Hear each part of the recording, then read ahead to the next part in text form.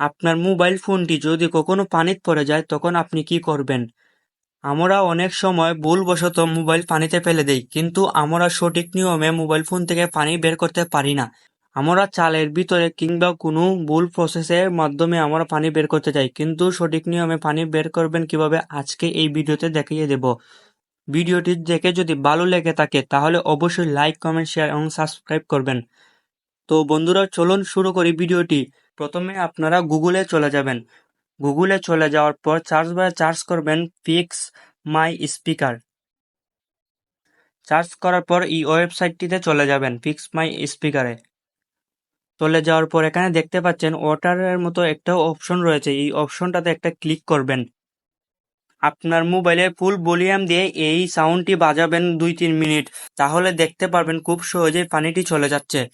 বন্ধুরা, ভিডিওটি যদি ভালো লেগে থাকে অবশ্যই বন্ধুদের সাথে শেয়ার করবে।